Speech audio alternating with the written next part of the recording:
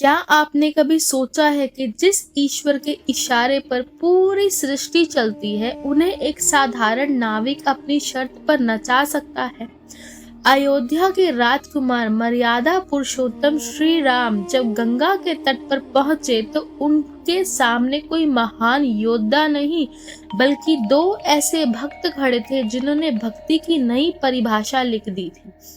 एक ने राजसी ठाट बाट को छोड़कर भगवान के साथ घास की चटाई पर सोना स्वीकार किया और दूसरे ने प्रभु को नाव में बैठाने से पहले उनकी शक्तियों पर ही सवाल उठा दिया। आखिर क्या था वो केवट का तर्क और निषाद राज का समर्पण? चलिए आज रामायण के इस गहरे और भावुक प्रसंग की गहराइयों में उतरते हैं।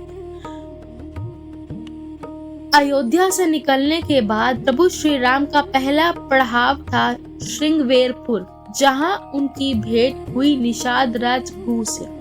वाल्मीकि रामायण और रामचरितमानस दोनों में इस मिलन का अद्भुत वर्णन है। निषाद राज उस समय के समाज के वंचित वर्ग का प्रतिनिधित्व करते थे, लेकिन श्री राम ने उन्हें गले लगाकर यह सिद्ध कर दिया कि भक्ति कुल या जाति नहीं, केवल भाव देखती है। निषाद राज ने श्री राम के लिए स्वर्ण पलंग और 56 भोग का प्रस्ताव रखा, लेकिन श्री राम ने उसे विनम्रता से अस्वीकार कर दिया। क्यों? क्योंकि श्री राम यह संदेश देना चाहते थे कि वनवास एक तपस्या है, कोई राजसी भ्रमण नहीं। रामचरितमानस में लिखा है, सखा सखा कही टेरत लोका, यानी श्री राम ने उन्हें प्रजा नहीं, अपना मित्र माना। यह आज के समाज के लिए सबसे बड़ा पाठ है, समानता का पाठ।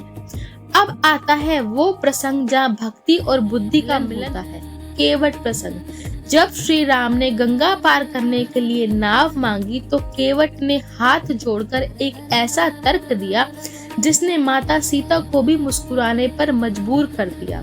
केवट ने कहा, छुअत शिला बही मुनि बनीता प्रभु, यानी प्रभु मैंने सुना है आपकी चरण धूल से पत्थर की शिला अहिल्या एक सुंदर स्त्री बन गई।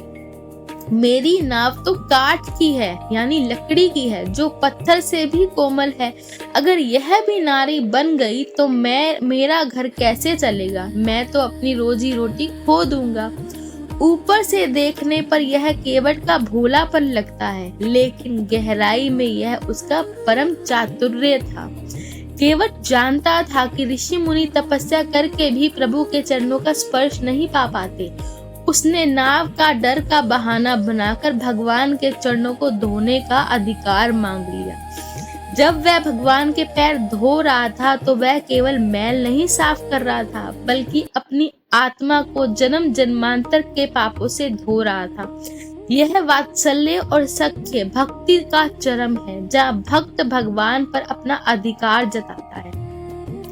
गंगा पार करने के बाद एक बहुत मार्मिक दृश्य आता है। भगवान के पास केवट को देने के लिए कुछ नहीं था, तो माता सीता ने अपनी रत्न जड़ित अंगूठी निकाली, लेकिन केवट ने उसे लेने से मना कर दिया। केवट ने कहा, प्रभु हम तो एक ही बिरादरी के हैं, हम दोनों मल्ला हैं। राम चकित हुए, उन्होंने कहा, वो कैसे? केवट बोला, मैं इस गंगा नदी से उस पार उतारता हूँ और आप इस संसार रूपी भवसागर से उस पार उतारते हैं। क्या एक धोबी दूसरे धोबी से पैसे लेता है? आज मैंने आपको पार उतारा है, जब मेरी बारी आए तो आप मुझे उस पार उतार देना। यहाँ केवट ने सांसारिक धन यानी मुद्रिका के बदले मोक्ष का सौदा कर लिया। उसने सिद्ध कर दिया कि जिसे स्वयं परमात्मा मिल जाए उसके लिए सोने चांदी की कीमत केवल मिट्टी के समान है। मित्रों, निषाद राज और केवट के ये प्रसंग हमें सिखाते हैं कि भगवान को पाने के लिए वेदों का ज्ञाता होना जरूरी नहीं है। निषाद राज से हमें निस्वार्थ मित्रता सीखनी चाहिए और केवट से हमें अधिकार पूर्ण प्रेम सीखना चाहिए। राम महलों के नहीं, राम तो उन निर्मल हृदयों के हैं जो बिना किसी छल कपट के उन्हें पुकारते हैं। जैसा कि कहा गया है, राम ही केवल प्रेम प्यारा, जान लियो जो जान निहारा। अगर आपको रामायण की यह गहराई और केवट का यह तर्क पसंद आया हो तो इस वीडियो को उन लोगों के साथ जरूर साझा करें जो सनातन धर्म की जड़ों को समझना चाहते हैं। कमेंट में जय श्री राम अवश्य लिखें और हमारे चैनल सनातन का प्रचार को सब्सक्राइब करें ताकि हम मिलकर अपने गौरवशाली इतिहास को हर घर तक पहुंचा सके। मिलते हैं अगली वीडियो में एक नए प्रसंग के साथ। प्रेम से कहिए जय श्री राम।